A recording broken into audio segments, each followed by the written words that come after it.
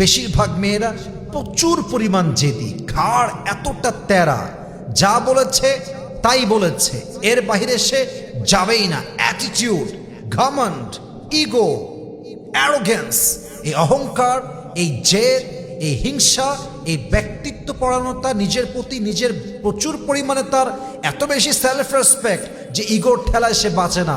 এই জেদ একটা সম্পর্ককে একদম বিচ্ছেদের গড়ায় নিয়ে পৌঁছে দেয়, ঠিক কিনা বলেন? হয়তো জেদ জিতে যায়, আপনার রাগ জিতে যায়, আপনার ইগো জিতে যায়, কিন্তু দিন শেষে আপনাদের সম্পর্কটা হেরে যায়। জেদটাকে দমন করার চেষ্টা করবেন যদি আপনি সংসারটা টিকায় রাখতে চান। ইভেন আরও বেশিরভাগ মেয়েদের সংসার ভেঙে যায় স্বামীর সঙ্গে মুখে মুখে তর্ক করে। স্বামী বলে একটা, সে বলে একটা, স্বামী বলে একটা, সে বলে তিনটা। ইভেন যেই মেয়েগুলো স্বামীর মুখে মুখে তর্ক করে, মাথায় রাখবেন এর মায়ের থেকে সে কোনো ভালো শিক্ষা পায় নাই। যেই মেয়েগুলো কথায় কথা স্বামীর সঙ্গে মুখে মুখে জবানদারাজি করে, মাথায় রাখবেন এই মেয়েটা আদর্শবান বউ হতে পারে নাই।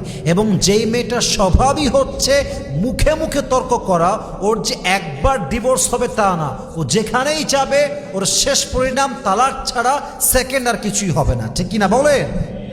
সংসার বাঁচাতে চাইলে শুনবেন বেশি, বলবেন কম। দিস ইজ দ্য ট্রিক্স, এটাই নিয়ম। আপনার স্বামী রেগে আছে, চুপচাপ বসে থাকবেন, কিপ কোয়াইট, কিপ সাইলেন্ট।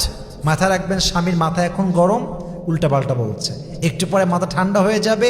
যেই স্বামী এখন বলছে তোকে আমার দরকার নাই, 1 ঘন্টা পরে সেই স্বামী আপনাকে জড়িয়ে বলবে তোমাকে ছাড়া আমি বাঁচতেই পারবো না, ঠিক কিনা বলেন?